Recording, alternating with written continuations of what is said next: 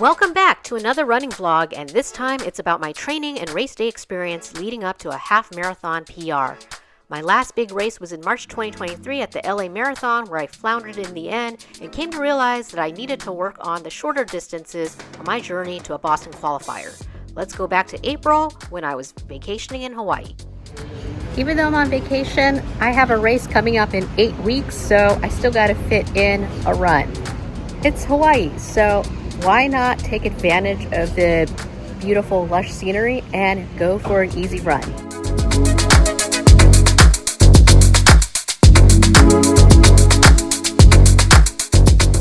Time to put on my Vaporflies for some speed work during this training block. It's May 5th, 2023, and we're 4 weeks away from the Fontana Run Days, or is it Fontana Days Run? I don't remember, but it's a half marathon. Today, we're doing my first long run of this training block, which is 8 miles progression, meaning with each mile, I'm gonna get progressively faster by 10 to 15 seconds. Mile 1, 9:50. Mile 2, 9:38. Mile 3, 9:29. Mile 4, 9:23. And I'm gonna take a joke because it's halfway through. Mile 5, 9:03. That was a little too fast because I was trying to catch up. Mile 6, 8:38. Whoops, way too fast. Mile 7, 8:30. Just one more mile. Oh my gosh, mile 8, 7:48. That's really, really fast. And I'm breathless. But at least it's the end of the 8-mile progression workout. Okay, so my heart rate's come down, got my breath back. That was a really good 8-mile workout.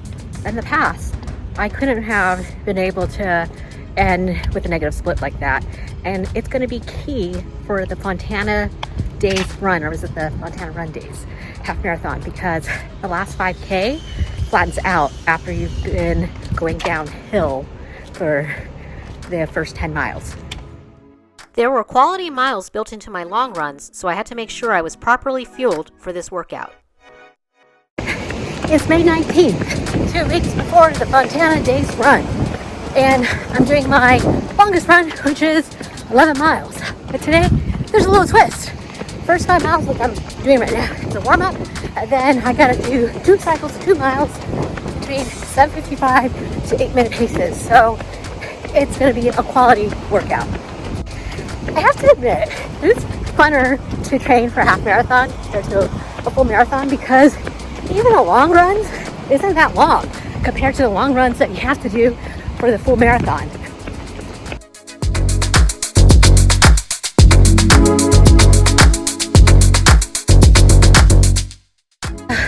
Wow, got that first 2-mile interval done pretty quickly in like 15 minutes and 40 something seconds. So within the prescribed pace.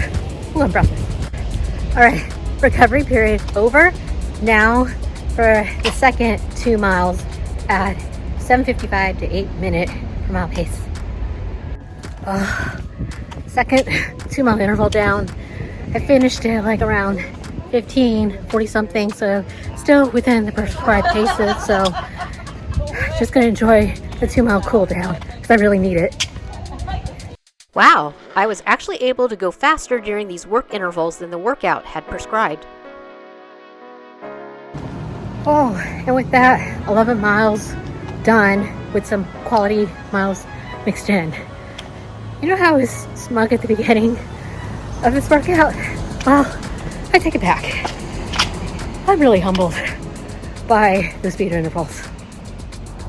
Good afternoon. It is May 30th, so we're 4 days away from the Fontana Days Run half, and I'm getting in my last speed session. So the workout on tap today is I'm going to do 1.5 miles of warm-up and then 3 minutes of intervals consisting of 2 minutes at half marathon pace, and then the last minute at 5-10K pace, so a lot faster. The key thing was getting used to running at a pace faster than I would need to qualify for the Boston Marathon. All right, I have to stop at the first interval because I have a rock in my shoe, and that's pretty big.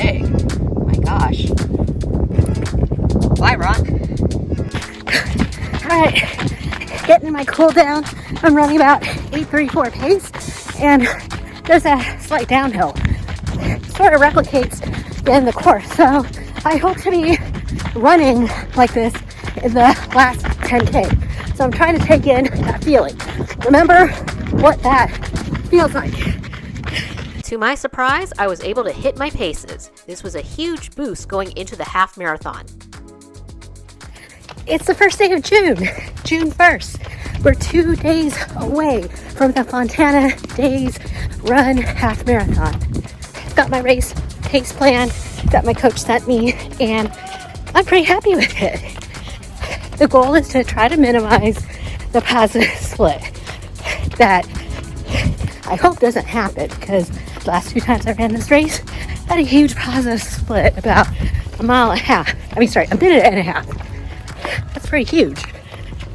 Also, by keeping things easy in the first 6 miles when the road is really steep, it'll save my quads, because I fully expect my quads to be shot by the end of the race.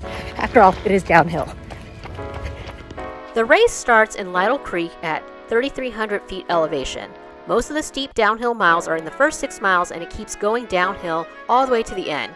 In the past, I always thought the course flattened out around mile 10, but looking at this map, it's not the case. It's just that my quads would burn out by going too fast in the beginning. Here's my flat lay. I had packed 3 gels with me, even though I knew I would definitely take in 2. The most important item was my salt tabs to keep my quads from cramping up. Also, my Vaporfly would help with the fatigue at the end of the race.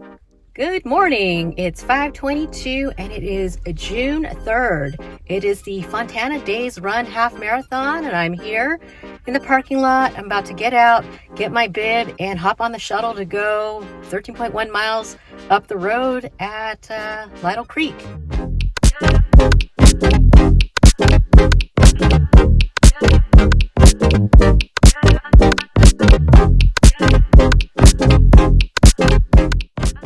Rocking the old money style with my sweatshirt wrapped around my neck, because even though it's 57 degrees down here at the finish line, it's going to be a lot colder at the start line because we're somewhere up in the mountains.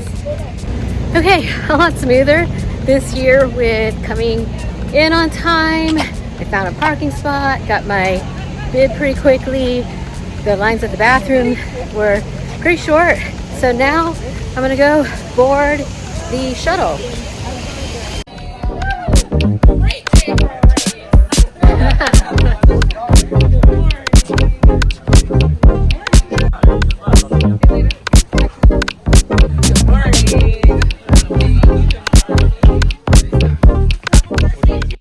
So long, downtown Fontana. See you in a couple of hours.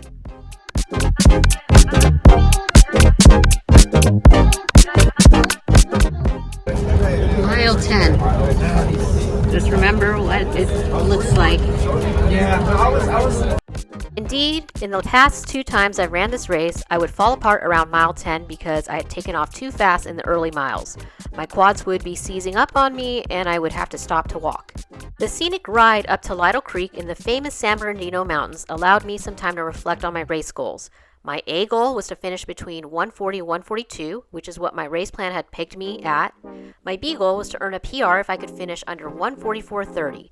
My C goal was to finish under 150 because when I first ran this race in 2019, I had done it right after an overnight shift and with 2 weeks of focused training.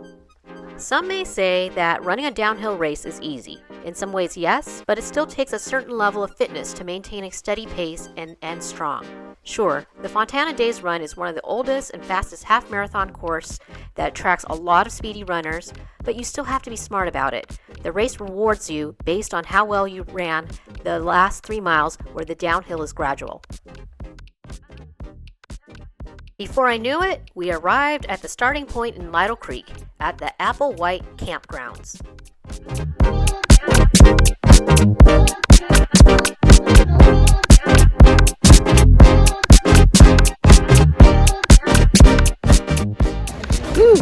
Air is crisp up here, so I'm really glad that I got this sweatshirt. Thanks Target clearance rack for $6.59. There were plenty of porta potties at the start. For a local race, I have to admit that it's pretty well organized. This year, the start area was located in a more woodsy area, so I had a chance to enjoy the scenery of being up in the mountains, as did other runners. Hey, is this a trail run? I thought this was a road race. Wow, it's not every day where the start line has a river or stream going through it.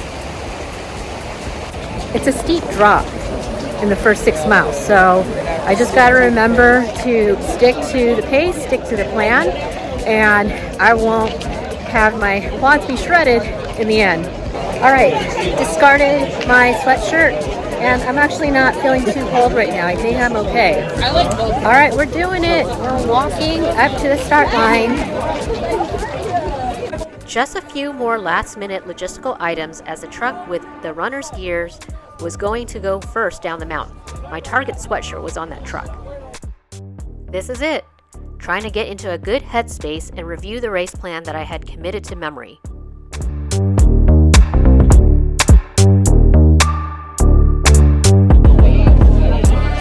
Before I knew it, the horn went off.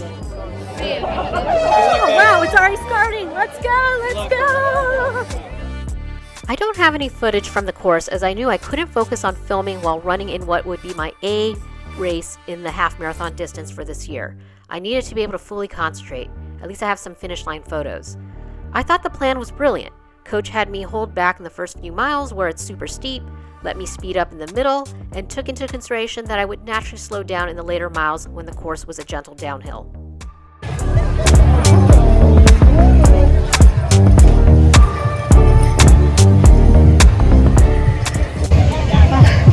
I did it.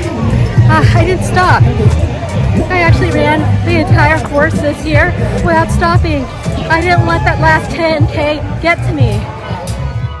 I wish I was allowed to jump into that kiddie pool of ice, but I'll just have to settle for some water. You can never have too many electrolytes, and I was glad to take some Gatorade on top of the 2 salt tabs I'd taken on the course. I appreciated these individual post-race food bags. Again, this was highly organized for a local small-town race. The suspense was killing me. I got in line so I could find out what my official finish time was. 1:41.55. I met my A goal by 5 seconds and set a new PR. Let's go over the details of the race. In the first 2 miles, I went off a few seconds faster, but definitely an improvement over from last year when I took the first mile at 7:10. From miles 10 to 12, I kept telling myself that we're still going downhill even though my quads were disagreeing with me. And the last mile, oh boy, that was the longest last mile. I really wanted to finish under 1:42 and I could see the clock at 0.1 miles left to go, so I booked it. Here's a comparison to my splits in 2022. What I learned from this was how important it was to conserve energy in the beginning. I'm finally breaking my bad habit of going out too fast, only to pay it all back and then some in the end. The speed sessions during this training block were hard, but they did build up confidence in me to be able to maintain my paces in the last mile. I normally would have floundered in the last 5K. Fueling was a huge help. I drank a Morton 160 drink on my way to the race. I took in 2 Morton 100 gels and 2 salt tabs, and I didn't feel like I hit the wall. Well, another Fontana Days Run half in the books, and as usual, I got a PR at this race because this course is really fast. This year's PR actually means a lot more because this is the first time that I was actually able to follow a pace plan as close as possible. For the most part, I did follow the pacing plan, which was to take off conservatively in the beginning and pick it up in the middle, and my coach had planned it for me to slow down a little bit in the last few miles because the course sort of flattened out, but it doesn't really flatten out completely. It's just not as steep, but it feels like it flattens out. Overall, this builds confidence going into my other races later this year, especially CIM, because the ultimate goal is to go after a BQ, a sub 340. Best of all, this year, I got to the finish line keeping my headband on Unlike last year where I lost my headband around mile 6 or 7, and there was no way I was going to go running back up the hill to grab it. Baby steps. In order to run fast in a marathon, you have to run the shorter distances faster. And today with my half marathon PR, it's giving me a lot of confidence for CIM in December. For now, I'm just got to buckle down. Today is great for celebrating, but I got to get back at it into training for my next race because the training just never finishes. It's a long process getting a BQ, but racing these shorter distances have helped me mentally with keeping my motivation up, and it's a fun way to see how my fitness has progressed. I'm hoping to continue making progress. If I can keep up this speed and endurance, a BQ at this year's CIM will be realistic. The last part of this course reminds me of the last 10K at CIM, where you're rewarded if you didn't burn out your legs early on.